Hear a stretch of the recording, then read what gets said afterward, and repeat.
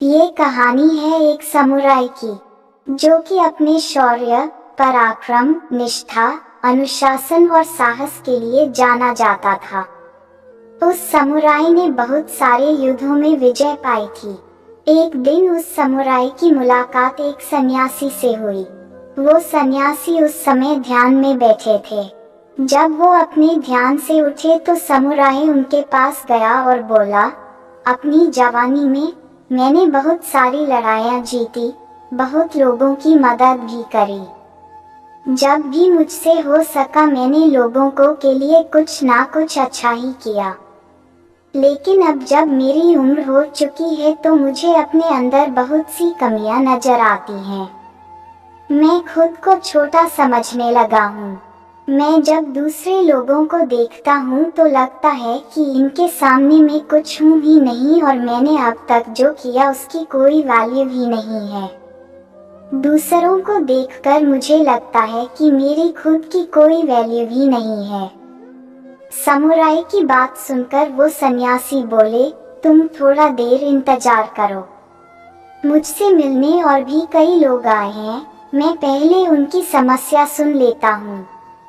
उसके बाद तुम्हें तुम्हारी समस्या का समाधान देता हूँ। ऐसा कहकर वो चले गए।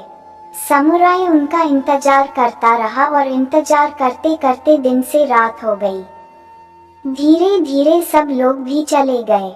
समुराई सन्यासी के पास गया और बोला, क्या अब आपके पास मेरे लिए समय है? सन्यासी बोले, तुम मेरे साथ चलो, मैं तुम्हें कुछ दिखाता हूँ। रात के अंधेरे में चांद की रोशनी में बाहर का माहौल एकदम शांत था। सब कुछ बड़ा मोहक लग रहा था। आसमान की तरफ इशारा करते हुए सन्यासी ने समुराई से कहा, तुम चांद को देख रहे हो, वो कितना खूबसूरत है। वो सारी रात यूं ही अपनी चमक बिखेरता रहता है, लेकिन कल जब सुबह होगी और सूरज निकल जाएगा, सूरज की रोशनी इस चांद से ज्यादा तेज होगी, जिसकी वजह से हम पेड़ों, पहाड़ों और पूरी प्रकृति को साफ साफ देख पाएंगे। मेरा मानना है कि हमें इस चांद की जरूरत ही नहीं है, उसका अस्तित्व ही बेकार है। सूरज इससे कहीं ज्यादा बेहतर है। चांद नहीं भी होगा तो हमें ज्यादा फर्क नहीं पड़ेगा। सन्यासी की बातें सुनकर समुराई बीच में ही बोल पड़ा, ये आप क्या कह रहे हैं? ऐसा नहीं है। चांद और सूरज बिल्कुल अलग अलग हैं, दोनों की अपनी अपनी वैल्यू अलग है। आप ऐसी तुलना नहीं कर सकते। सन्यासी बोले, बस यही बात तो तुम्हें भी समझनी है। दोस्तों, इस संसार में हर व्यक्ति की अपनी एक उपयोगिता है।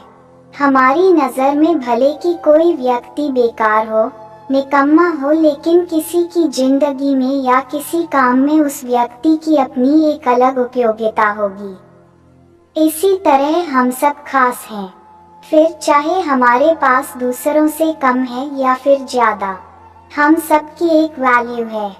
इस दुनिया में जिसकी वैल्यू नहीं होती वो ऊपर चला जाता है।